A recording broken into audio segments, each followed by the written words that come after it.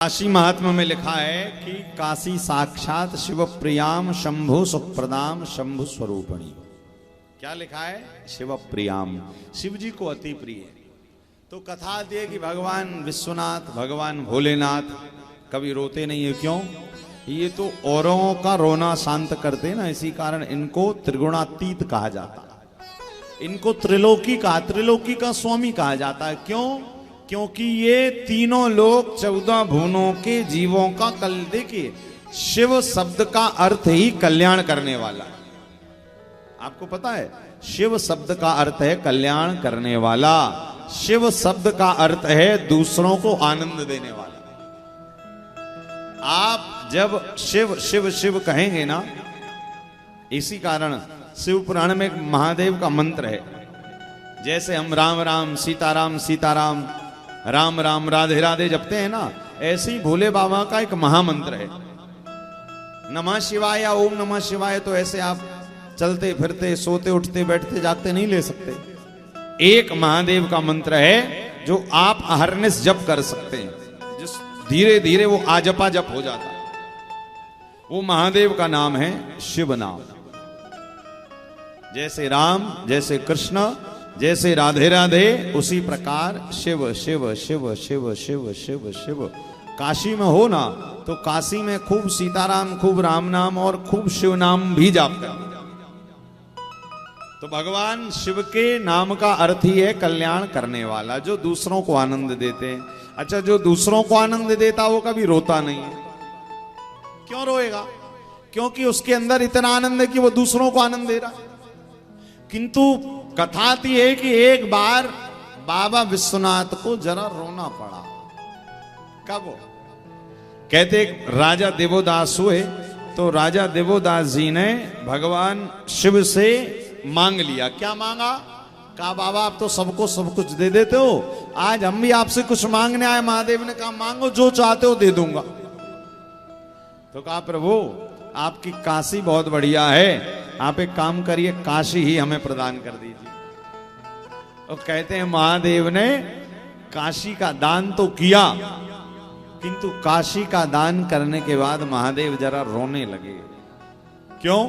अब वहां का राजा जब देवोदास बन गया ना, तो महादेव से कहा प्रभु अपना बैग पैक करो और अब यहां से आप कहीं और ठिकाना ढूंढो। अब महादेव आज तक नहीं रोए, किंतु लिखा है जब काशी को त्यागा बाबा ने तो रोना। अब रोना शुरू किया महादेव का, कहीं मन ही नहीं लग रहा है। कहते हैं कि महादेव ने एक एक देवता को काशी भेजा कि भैया जाओ, देवोदास के प्रजा पालन में, राज्य पालन में यदि कोई त्रुटि हो जाए तो मुझे बता देना, उसी समय उसको दंड का अधिकार दूंगा, उसको काशी से बाहर करके मैं स्वयं वहां का राजा बन जाऊंगा। तो लिखा है कि सबसे पहले भगवान विश्वनाथ ने काशी में जब बाहर कर दिए गए बाबा विश्वनाथ काशी से, तो सबसे पहले किसको भेजा?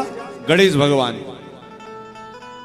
अब जब गणेश जी पहली बार काशी आए, काशी की छटा देखकर, काशी की सुंदरता देखकर गणेश जी काशी में ही रहने लगे। बाबा ने कहा था जाकर फिर वापस आना।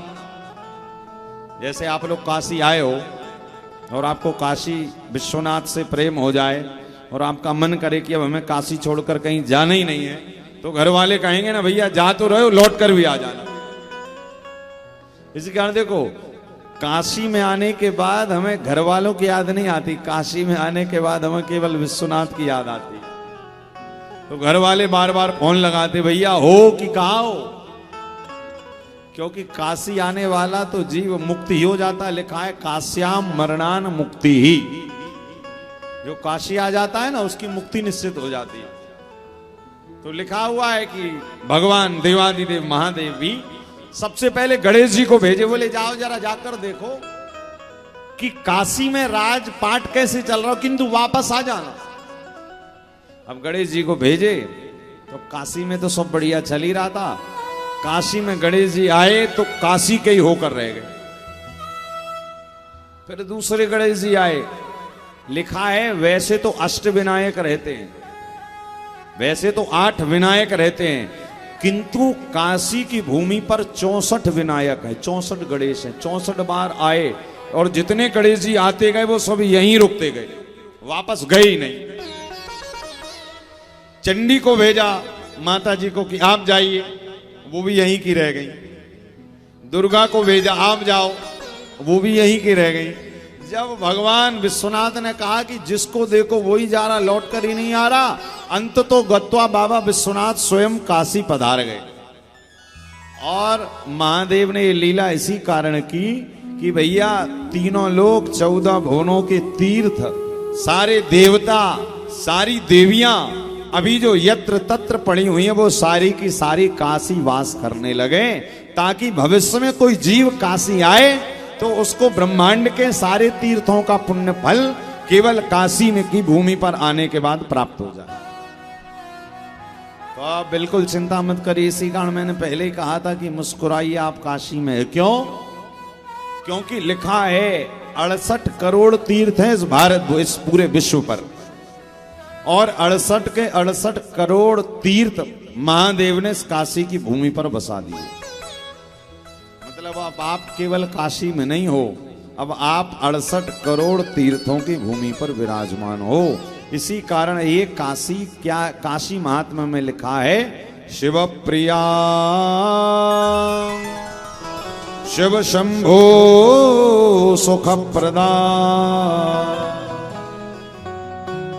कहते हैं महादेव को ये दुनिया सुख देते, दुनिया को महादेव सुख देते। कहते ना कोई भी समस्या हो भैया कहाँ चले जाओ, महादेव के पास। कोई भी कष्ट हो क्या कर दो, बोले बाबा पे एक लोटा जल चढ़ा दो। सुना भी है आपने कि सारी समस्याओं का हल एक लोटा जल और सारी समस्याओं का, तो ये सच बात है। अब सारी समस्याओं का हल क्या है? केवल एक लोटा जल। तो अब इसका मतलब ये हुआ कि महादेव आप सबको आनंद देने वाले। किंतु एक बार नारद जी ने महादेव से कहा, प्रभु आपके तो नाम का अर्थ ही कल्याण करने वाला है। आप दुनिया का कल्याण करते हो, दुनिया को सुख देते हो, दुनिया को आनंद देते हो, किंतु नाथ आपको भी तो आनंद की जरूरत पड़ती होगी कि नहीं? क्योंकि आप तो सबको आनंद लुटा रहे हो। तब महादेव ने कहा, जब मुझे आनंद की जरूरत पड़ती तो मैं कहीं और नहीं जाता हूं नारद। जब मुझे आनंद की जरूरत पड़ती है तो मैं साक्षात काशी में जाकर विश्वनाथ बन जाता हूं।